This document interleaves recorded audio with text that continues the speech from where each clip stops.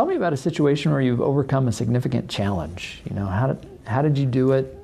Maybe tell us as much about that challenge and you know, what methods or tools or other people were helpful in you overcoming that obstacle. Well, there's obviously been lots and lots of challenges, but as I think back in getting the company going, I would say the first challenge was me figuring out how am I going to survive between the first and the second season.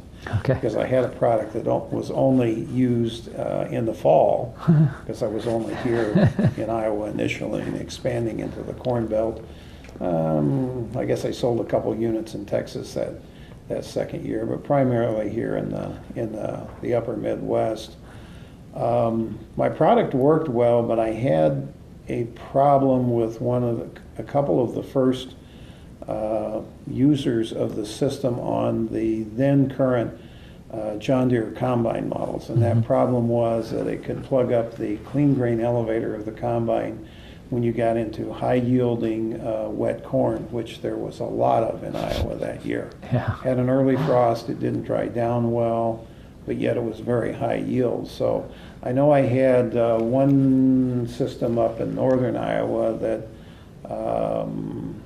I had to take back, and there was actually the guy that did the last prototype test here in Iowa, and before he started the company, he had a system, and I spent a lot of time with him trying to solve that problem, you know, while he was still harvesting. It was a very long extended harvest because the corn just did not dry down below 30% for him all season long.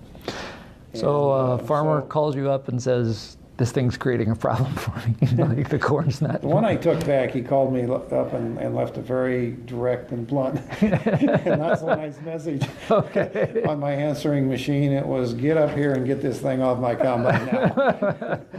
Probably with a few other words mixed in. That was actually a loaner demo system, loaned on the idea that if he liked it, he would buy it. And he was also a guy that had a bit of a temper as well. I found out. So that was painful. But for me, you know, then I actually went down and talked to somebody in the research park. I don't remember how I got connected there. Not a business, but somebody running the research park or involved in running it. And basically said, okay, I'm starting this business. I have this problem that I can't sell the system for these certain combines, which look like they're going to be the most popular combines I can sell on, because I hadn't yet, or I was in the process of starting to make them available for other brands like the Case IH, the New Holland, the Gleaner, the Massey Fergusons, and so on.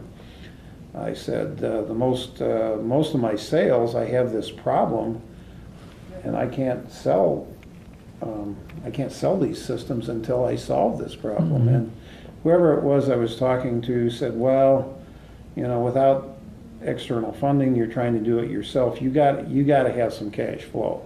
So I went back, and basically he was telling me, you just can't sit and work on your engineering problem and not sell anything for a while. You're not going to make it. I went back and thought about that, and I said, you know, he's right. So what I had to do is I actually sold systems that I knew I was going to need to recall and change a component, the grain flow sensor, before the farmer used it in the field. And I was, one thing that helped me get going is I was aligned with a couple of software companies that were trying to make some of the early mapping software, and so that second year out, we did have the opportunity to make some early sales in the spring and summer. And so with the advice I got down there at the research park, I went back and I said, okay, I got to keep making products, so I did, and sell it when I can. But I also got to solve this problem. So I got busy, and my first employee actually helped me build a stationary test stand with part of a combine on it. And we did some intensive testing, and I figured out how to change the grain flow sensor so we could run high flows of wet corn through it and still measure accurately and not plug up the combine and cause mechanical problems on the combine. So then get them all changed. So then in the summertime, and the reason I remember, I sold a couple of units in Texas, and those were for those late model Deere combines.